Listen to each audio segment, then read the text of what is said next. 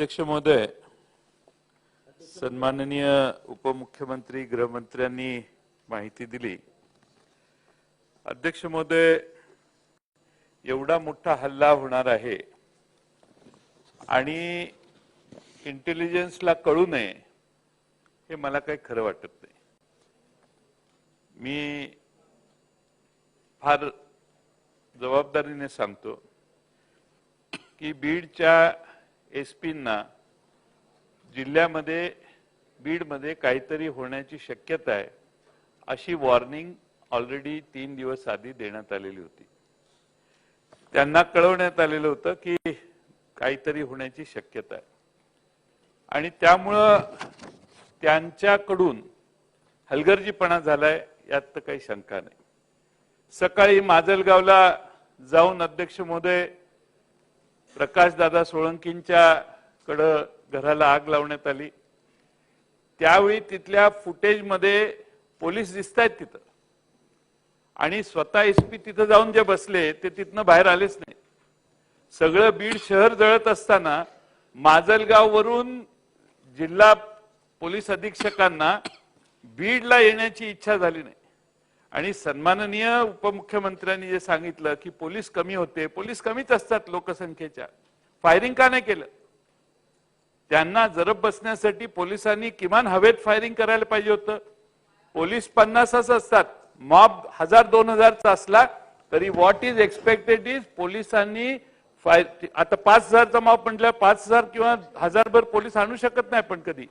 त्यामुळे फायरिंग करून त्यांना दहशत करून जागेच थांबवलं। राष्ट्रवादीचं कार्यालय सकाळी जाळण्यात आलं। त्यानंतर संदीप क्षीरसागरांच्याकडे घरात शिरले, जयदत्तांना क्षीरसागरांच्याकडे काही झालं। त्यानंतर जयसिंगराव सोळंकींच्याकडे झालं, शिवाजीराव पंडित साहेबांच्या घरावरही गेलेले होते। हे जे पद्धत जी झाली ती ह्या शहरात मॉब फिरत होता, आपण जे म्हटला वेगवेगळ्या ठिकाणी वेगळे, तसं नव्हतं।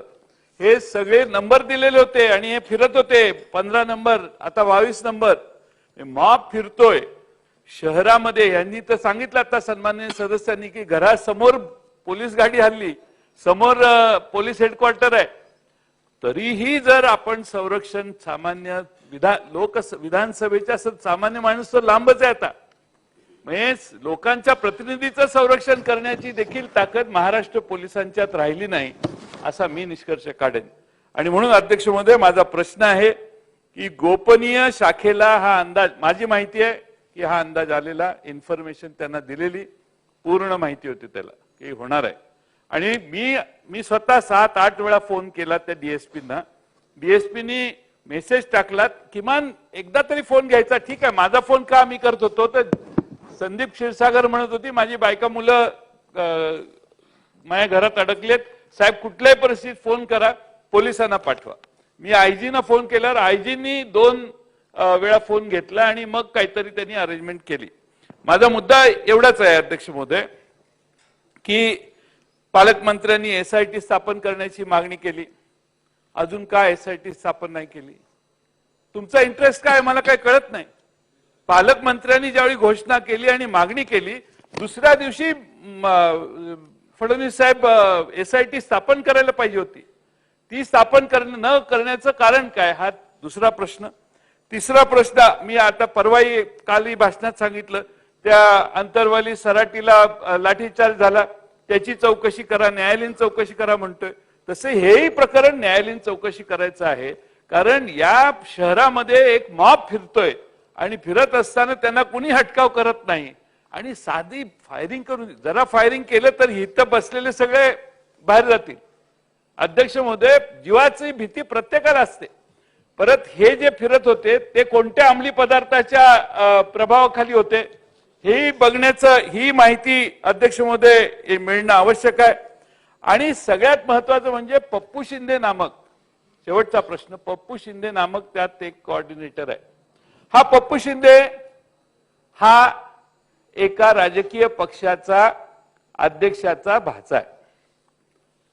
पप्पू शिंदे आणि त्याच्याबरोबरचे सगळी गँग ही त्या शहरात या सगळ्यांचं नेपथ्य करत होती आणि त्यामुळं भुजबळ साहेब दुसऱ्या दिवशी जाऊन आले. त्या दिवशी त्यांनी जी भावना मांडली ती योग्य आहे.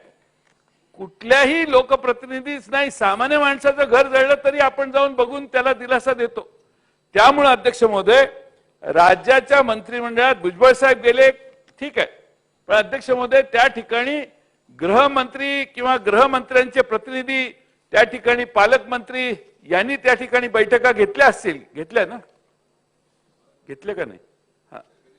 हा, तर ते त्या बैठकीत काय निष्पन्न झालं? आणि आता उपमुख्यमंत्री महोदयांनी जे सांगितलं त्याप्रमाणे या पप्पू शिंदे जो आहे त्याचे लागेबांधे कुणाशी आहेत ते सभागृहात आपण, आम्हाला माहिती आहेत कुणाशी आहेत, आम्ही ते नाव घेणं योग्य नाही, पण आपण जर सांगता आलं तर आनंद होईल. खासगीत सांगितलं तरी चालेल, पण अध्यक्ष महोदय तुम्ही ते जाहीरपणाने सांगू शकणार नाही. पण अध्यक्ष महोदय, बीड पोलिसांचा इंटेलिजन्स फेल झाला. माझा दुसरा प्रश्न शेवटचा आहे, तो म्हणजे हा पहिला प्रश्न मी विचारलाय, आणि सराईत गुन्हेगार हल्लेखोरात होते. आपणच मंत्री महोदयांनीच आता उत्तर देताना सांगितलं की सराईत गुन्हेगार त्यात सापडले. पोलिसांना दिसत नव्हते का या गँगमध्ये नेहमीचे सराईत गुन्हेगार आहेत? आपणच म्हणता की सराईत गुन्हेगार सापडले, तर सराईत गुन्हेगार त्या मॉबमध्ये फिरतात म्हटल्यावर तर 2 मिनिटात पोलिसांनी त्यांचा कार्यक्रम पूर्ण करायला पाहिजे होता, पण ते झालं नाही अध्यक्ष महोदय. त्यामुळे पोलीस महाराष्ट्रातले आता माग हात धरून सगळ्या बघ्याच्या भूमिकेत जर गेलेले असतील तर महाराष्ट्रात मी कालही सांगितलं राज्य कुणाचं येऊ, पण पोलीसच जर काही करणार नसतील आणि पोलीसच सगळ्या असल्या गोष्टींना थांबवत नसतील तर अध्यक्ष महोदय दुर्दैव आहे. आणि म्हणून लॉ अँड ऑर्डरची परिस्थिती, आपण त्यासाठी म्हणतो की लॉ ऑर्डरची परिस्थिती बीड मधल्या उदाहरणामुळे आपली अधिक खाली गेली आहे असं दिसतं. म्हणून SIT स्थापन कधी करणार, आणि SIT स्थापन करत असताना या ठिकाणी पप्पू शिंदे आणि गँग यांचे राजकीय लागेबांधे हेही स्पष्ट करावेत. आणि अध्यक्ष महोदय, इंटेलिजन्सचा फेल्युअर त्यांना 4 दिवस आधी तुम्ही बोला मग आपल्या मागे बसलेले नेहमी तुम्हाला मूळ मुद्द्यापासून डायव्हर्ट करतात. तुम्ही शेजारच्या पासून सुरक्षित आहात पण मागच्यांच्या पासून सुरक्षित नाही. तुमचं सगळं लक्ष भुजबळ साहेबांच्यावर आहे हे आमच्या लक्षात आलेलंच आहे. त्यामुळे आपलं मार्गदर्शन जे त्यांना लाभतंय त्याच्याबद्दल काही तोडच नाही. त्यामुळे अध्यक्ष महोदय, यासाठी माननीय उपमुख्यमंत्री महोदयांनी सभागृहाला माहिती अवगत करावी. मी शर्वरी, सबस्क्राईब करा तिचा जागर न्यूज. शेजारी दिलेलं बेल आयकॉन म्हणजे घंटी दाबा, जेणेकरून तुम्हाला आमच्या साऱ्या अपडेट्स येत राहतील.